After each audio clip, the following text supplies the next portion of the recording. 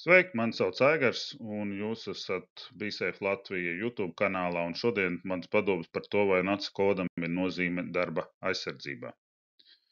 Tātad šobrīd mēs izmantojam NACE 2 kodu, tātad ir vēl vēsturiski NACE 1, tā kā šobrīd mums ir NACE 2, un faktiski tajā brīdī, kad mēs dibinām uzņēmumu, mums ir jāsaprot, kā tad mēs savu saimniecisko darbību klasificēsim. Viņi tātad šobrīd pēc klasifikātora ieklasificē NACE kodā. Mēs atrodam kodu, un tālāk jau mēs norādām šo te pamatdarbību. Tātad atceramies pamatdarbība, un pēc viņa tātad arī praksē ieklasificēt šo te uzņēmumu un veidos visādas pārskatus un tam līdzīgi. Un tālāk, ja mēs parunāsim, kurā brīdī tas NACE kods varētu tā kā izpeldēt ārā.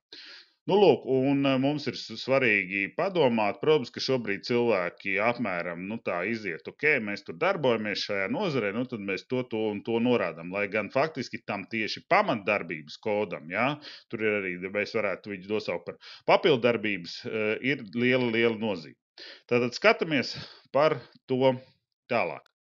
Mums ir tātad uzņēmums, mēs nomodelējam vienkārši uzņēmumu, kurš nodarbojas ar koku uzmērīšanu. Tātad ir faktiski viens darbinieks, biroja darbinieks, kurš brauc ar šo te automašīnu. Viņš brauc gan uz mežu, veikt attiecīgos darbus, gan brauc pie klientiem, kuriem ved pārskatus, veido dažādas pārdošanas lietas, tam līdzīgi. Ja?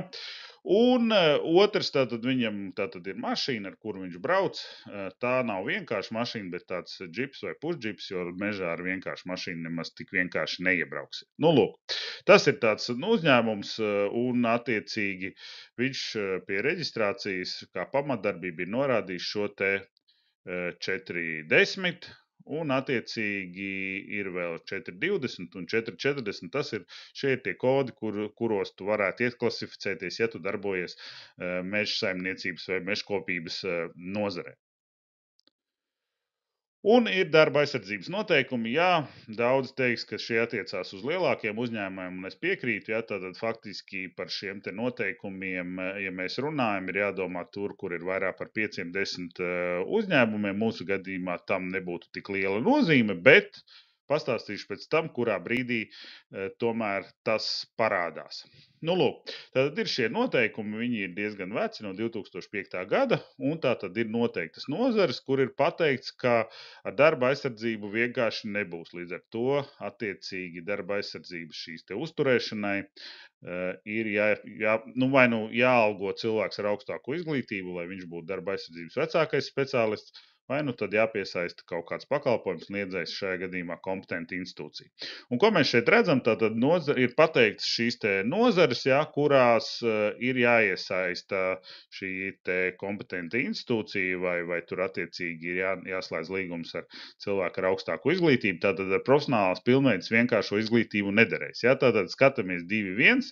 Un, attiecīgi, šis te uzņēmums, ko mēs modelējam, bija sevi ieklasificējis uz mežkopībā un citās mežsaimniecības darbībās, kas tā varētu būt un varētu arī tā nebūt, bet līdz ar to šobrīd valsts ir pateikusi, ka no darba aizsardzības viedokļa tik vienkārši, kā, teiksim, varbūt tās 2.4 kodā viss dzīvē nebūs. Nu, lūk, un tāpēc mums ir šis mīts, vai kā NACE kodam tam īsti nav nozīmes.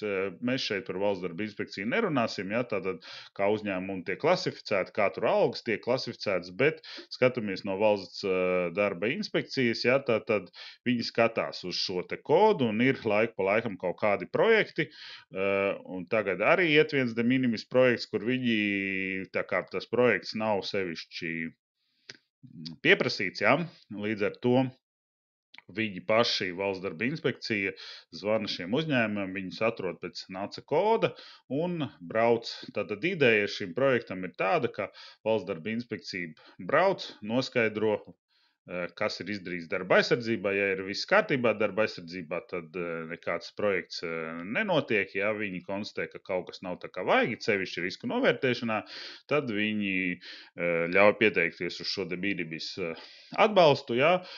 Tad, kad šis atbalsts ir veikts, vai pareizāk sakot, risku novērtēšana ir veikta, tad valsts darba inspekcija brauc un nosacīt pieņem šo darbu. Bet tur ir arī sliktas lietas, jo atceramies, ja jūs piedalāties kaut kādā projektā, jūsu kontakti paliek valsts darba inspekcijā, un, diemžēl, man ir slikta pieredze, tā kā domājiet, vai tas ir vajadzīgs. Bet, šajā gadījumā mēs nopeldējām nedaudz no pamatēmas, jā, tātad tā ir viena lieta, otra lieta, protams, kā mēs jau tā kā runājam un vairāk nepieskarsimies, tad ir šīs te nozares, kurās, ir kaut kādas papildus prasības darba aizsardzībā, un, teiksim, ja tur ir 5 vai 10 cilvēkiem, tur ir niansītas, bišķiņ šajā gadījumā nē, bet, principā, ja nodarbojas vairāk par 10 cilvēkiem viennozīmīgi, jā, tad tur jau ir jādomā par šo te cilvēku ar augstāko izglītību, kas uzrauga darba aizsardzību, vai tad jāslēdz līgums. Jā, tā kā tas ir arī no tā, ja mēs būtu ieklasificējušies citā NACE kodā, kurš nav šajos te noteikumos par